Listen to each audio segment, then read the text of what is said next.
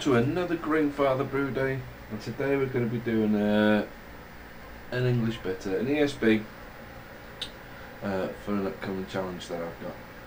Okay, so it's going to be fairly simple, nothing too complicated.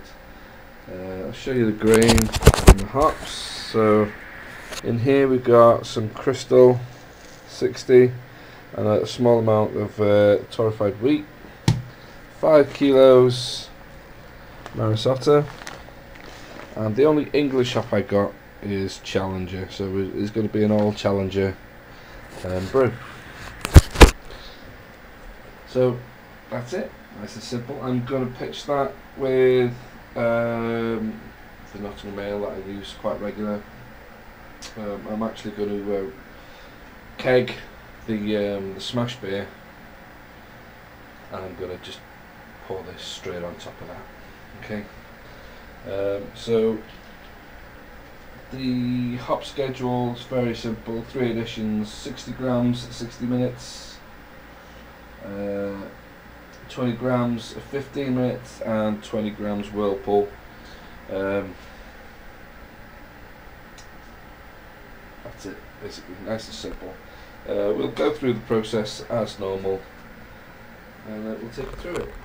Okay, so we've come up to temperature. We're at 69 degrees for the mashing, or the doughing, however you want to call it. So we're gonna, I'm just gonna dump in a spoon. I'm gonna dump in the specialty grains, the wheat and the crystal. It's going in, and then we're gonna go in with Marisota.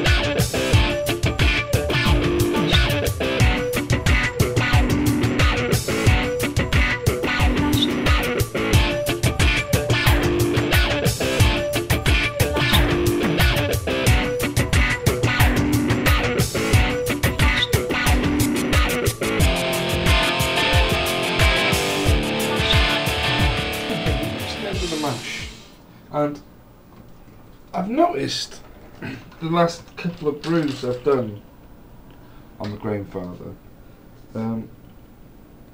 the recirculation and the sparge isn't that great. I mean, if you look, you know, it's always constantly, the recirculation is constantly filling up and going down the drainage pipe there, and you know, it's quite frustrating. Basically we're getting the effects of I suppose a stuck sparge really. Put this in here.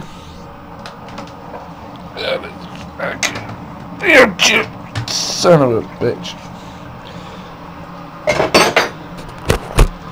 Now, you can see it's relatively clear. Not as clear as it normally is. I've not got the foam that I had last time. But I think it's the grain I'm using. I bought it from the home brew company. Only because I wanted to get the Red X from they were the only ones that were selling it. But I'm thinking maybe, you know, the crush is just too fine and it's causing, you know, like a porridge effect. I don't know though, because it looks okay. But you can see it's got a lot of this dust. Yeah.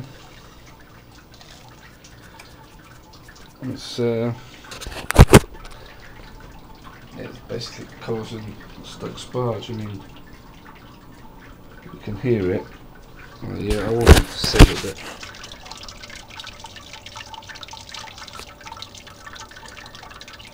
hear it trickling through.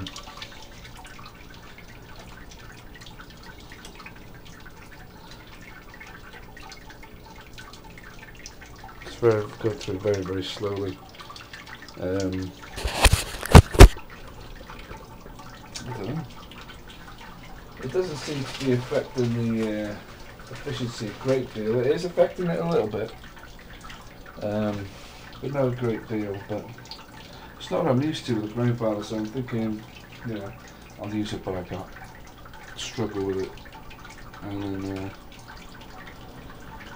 move on, I suppose. Just don't buy it from there again. And that's a shame. Home brew company. I think I might invest in my own grain mill and buy whole grains instead of pre-crushed. That way, you know, I can control my own level of crush, basically, you know. But yeah, I think that's what the issue is. Yeah, it's too fine a crush, and it's just stodging altogether.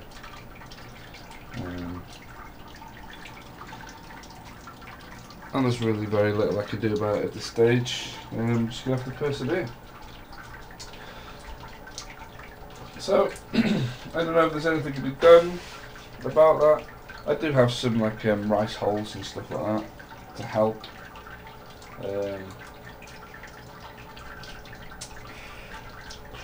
One of those things, I suppose. One of those things. The other thing, what I'm going to do is I'm going to buy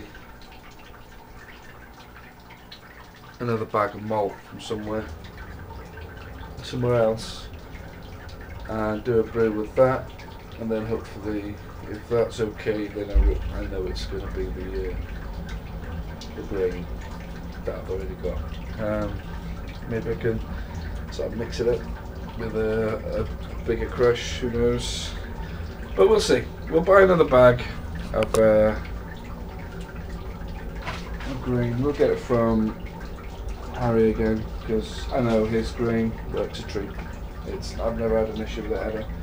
So sometimes it's better the devil you know. Remember that, people. Right then. See you later, guys. I'll get this sparge done, and then we'll come back when we get into the boil. Okay, so we're at a boil. I'll give you a quick glimpse of that. Boiling away. It says 99. But you can see it's boiling again. So yeah, the mash didn't go well, as did the previous mash, as did the mash before that. Okay, so the only thing I can think of is the grain that I bought, and although 2 of them were done with Marisotto and 1 was done with just the Red X, I do believe it is the crush and not the malt itself. Efficiency has been hit a little bit. My numbers were pre-boil gravity was supposed to be 1056, we got 1048. It'll still be an okay beer. The ABV will be fine, the flavour will be fine, I'm sure. Might get a bit more maltiness out of it. It smells good. Okay, we're coming up to the first hop addition. It's a 90-minute boil, but I'm adding at 60, which is 60 grams. Okay, so we've got 60 grams of Challenger. It's going to be all Challenger, this one. It's the only English hop I got, and with it being an English bitter, there. So all my other hops are still in the other house. I haven't quite moved everything over yet.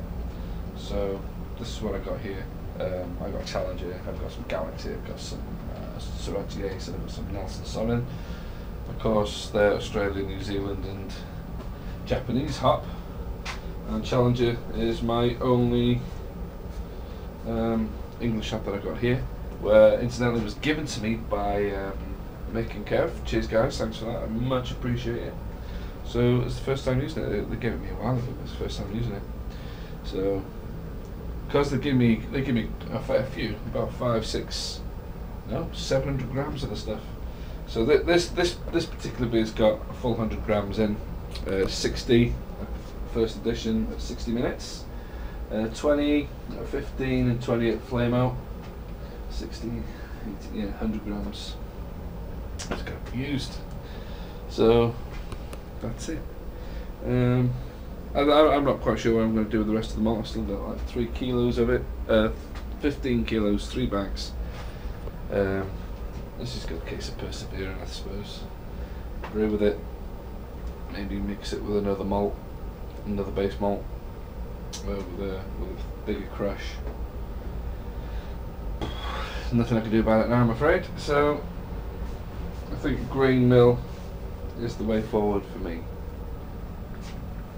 just so I can have a much better control of my crush. But other than that, that's it. So we'll come back with the hop additions. I'm going to put an extra wharf lock in here, just try and clear some of that, because I have to stir the fucking grains up to get the water out, which is made rather cloudy and mucky and murky and all that good stuff. So I'll see you then.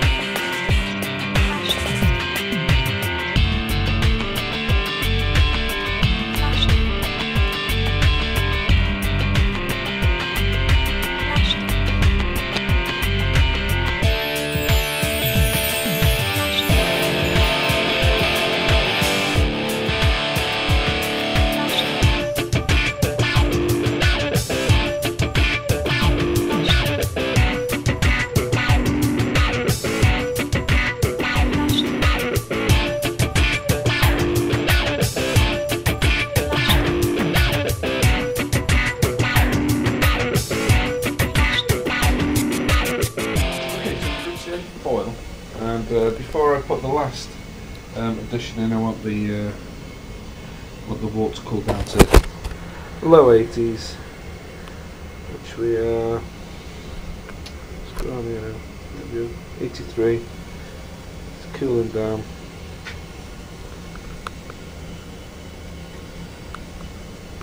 So we'll let it whirlpool we'll give it a couple of minutes. Probably, I'll give it say 15 minutes. Then we'll cool it down and get it in the fermenter. Okay?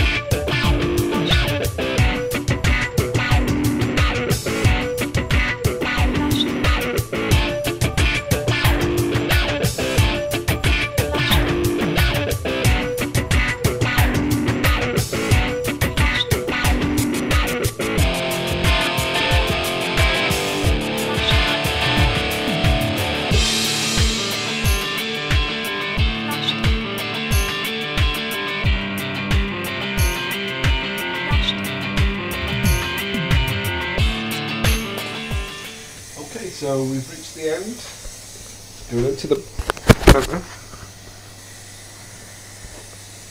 There it goes.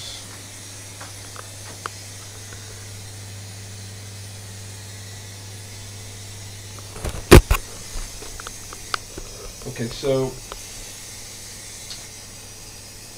we're looking at 10:54.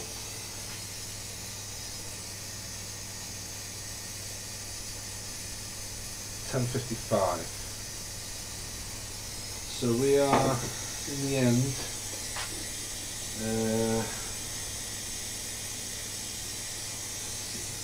3 points out, so it's not so bad. Yeah, it's worked out okay. So it's 10:55, so we'll put that on the board. This my whiteboard here that I put stuff on. So this is the ESB OG. OG is 10:55. And today's date. What is Thursday? Today's date is the 8th of Feb. Okay, so we're doing it on the yeast cake of the red X ale. That finished at 10:16, so we've got 4.9% on that, which I think is excellent. You know, I always try and go for the 5% mark. That's I don't want anything too strong. I don't want anything too weak left-minded. Okay, so despite, where's the bloody magnet notice? Despite the mash not going to plan, we seem to be alright on the night. Like I say, this beer is for an upcoming challenge. I'll tell you about it a bit further down the line, so I'm not sure who's in the know and who's not. But needless to say, it's an ESB challenge, and made an ESB. All challenger, minimal grain bill in terms of variety, so there's only Marisota, a little bit of crystal, a little bit of wheat malt, not wheat malt, torrefied wheat, and not in a male yeast. So here's the colour. It's a bit murky, like I say, it's because of all the stirring I did. Smells good.